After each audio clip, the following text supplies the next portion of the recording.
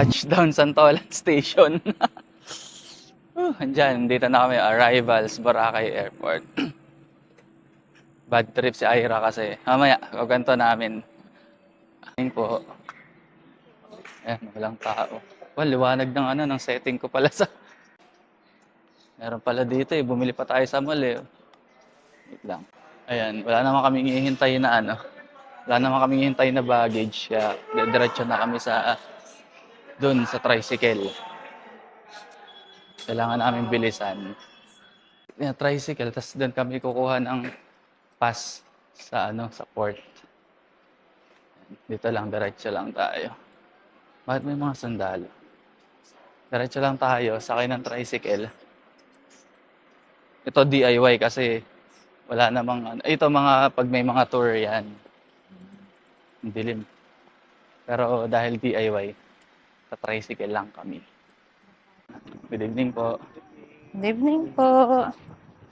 Yan yung mga maraming tricycle dito. Tapos, mga ilang minuto lang. Magbabayad kami, 150 dapat. 150, dalawa.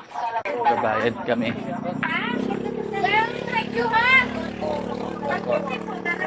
Sige po. Sige po. Unahan? Unahan. Doon daw kami sa unahan. Daming gamo-gamo dito. Sa unahan po. Sige po, thank you po. Salamat. Takits na lang sa port. Hindi kaya.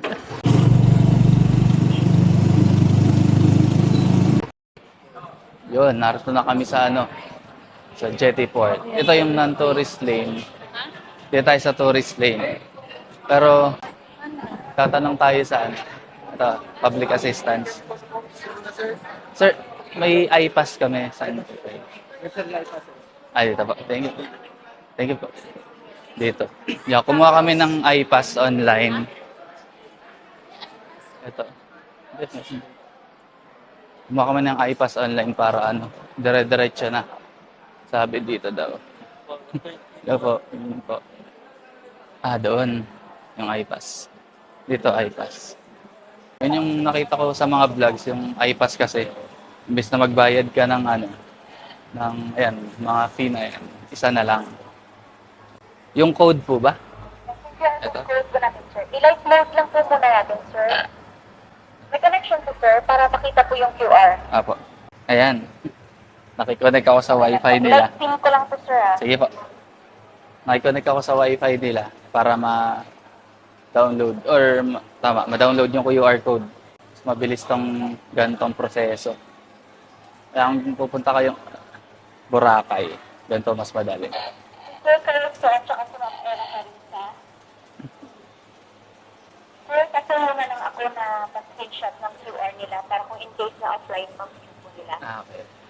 Explain ko lang yung process natin, sir. Diretso na lang sila sa entrance, diretso hanggang sa scanning area.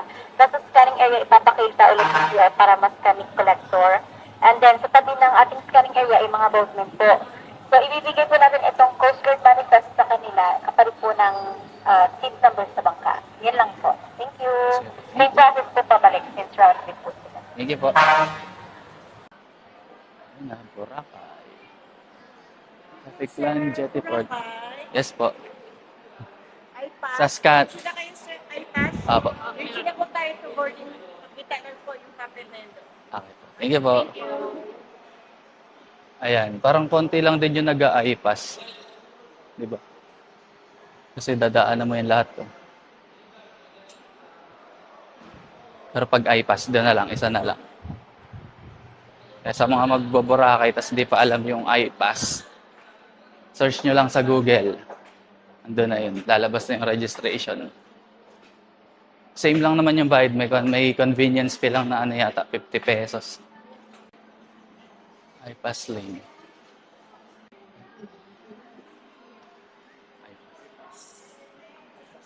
Ayan, iPass lane. Opo.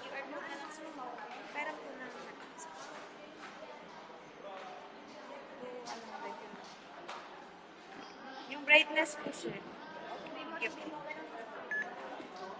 Tapos Okay. since round trip yung binok niyo sir, same QR code din po gagamitin. Okay. Basta pag-scan niyo po, light red lang sir. Ito yung ticket niyo, sir. Pabigay na lang po sa boatman. Exchange po ng boat SIM number. Okay. Bali, dalawa. Dalawa. Thank you. Then, sa nakapag-sir, kukuha ko na ito. Ito. So, kumuha kami ng boat. Ticket. Kailan, sir? Dalawa. Dalawa. Seat number niyo si Roger. Okay na po. Pina, sir, pina. Ito. Walang set para sa post. Sige po. Thank you po. Ayun. Mabilis lang ang proseso. Using the iPass.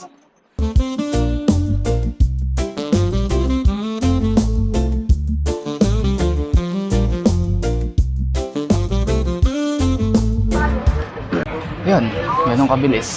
Pag naka-iPass, di ka nadadaan dun sa mga window. Pagod na rin. So, see you sa next port.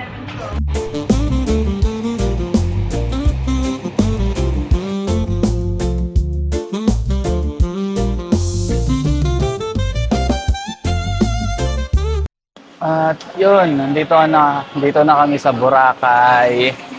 Nakakapagod yung biyahe. At meron pa kaming isang i-claim pala. Teka, hanap ako ng magandang lighting. Meron pa kaming isang i-claim. Yung HOHO, yun yung hop on, hop off. Yung kapag gusto mong lumibot sa Boracay Island, yun na lang yung gagamitin mo. May sasakayan kang bus. Tapos one-time payment lang yun, pero unlimited rides. Halimbawa, 24 hours kang unlimited. Siyempre magkaiba yung presyo ng 24 hours, 48 hours. At ngayon gabi na, wala na yata yung card. Pero sabi nung nag-a-assist sa amin, sa bus na lang mismo mag-claim nung card. So hinihintay lang namin yung bus. At papunta na kami sa hotel. Yun, dadaan daw yung bus dito. Papunta na kami sa hotel. Ang hotel na tutuluyan namin ay Boracay Tropics Hotel. Maghintay lang kami ng 5 to 10 minutes para dun sa bus. Actually, maraming information din naman sa YouTube, mga nagbablog sa Google kung paano nag-work yung hop on, hop off. Pero yun, masusubukan namin. Mamaya, pagdating ng bus, kita-kits ulit. Thank you po.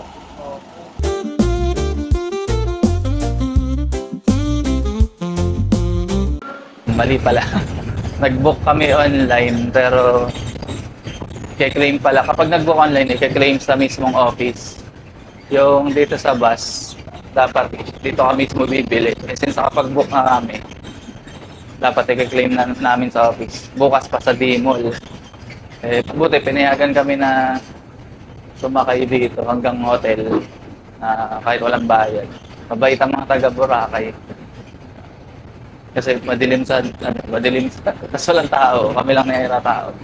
Good. And mamaya, kita-kits tayo sa hotel naman. See you.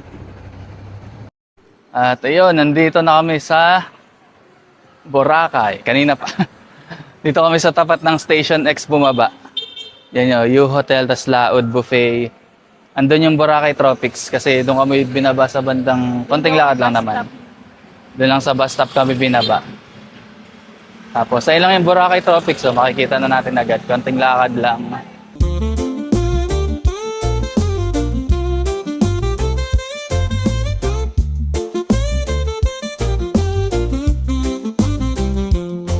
Welcome drinks pa. Cheers. Housekeeping po mag-assist. Sige po. Medyo madilim ngayon. Bukas na tayo mag-tutor talaga. Ano lang ngayon? Kung papunta sa room.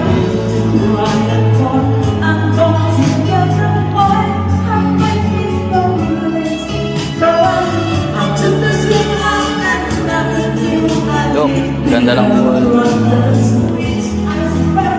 Ito yung night view ng hotel. Ayan. Nice.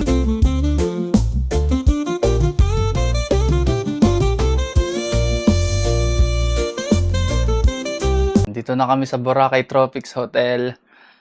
Ang ganda, pero saka na namin kayo itutour. Bukas na pag maliwanag para mas maganda ang lighting. Pero unang tingin pa lang sa hotel, sa room, sobrang cozy. Parang pang Meron pang, ayun, pa welcome drinks and welcome message. Meron pa silang giveaway na bracelet. Panis. So, ang gagawin namin ngayon, maliligo.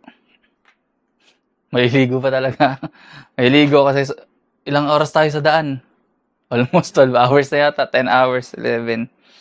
Tapos, kakain ng dinner. Tapos, matutulog. Wala na kaming energy para wala na kaming energy para gumala ngayong gabi. Pasok ko rin kasi, may shift. Ay, wala pala. Wala pala akong shift. Pero, syempre, log in. Kasi nagpaalam ako na hindi lang ako magla-login. Pero baka din ako. Baka mag-check din ako ng mga emails. Ayun. Ang ganda dito sa Boracay Tropics Hotel. Mukhang masarap ang tulog namin mamaya. Kita-kits tayo sa susunod na video. Tapos, yun yung gala namin bukas kung magigising ng maaga. Ayun, kita-kits. Again, ayos rito sa Boracay Tropics. Cés de la Peña, ang Hope Makaduday ng Morong Rizal, the comedy crew. Peace out!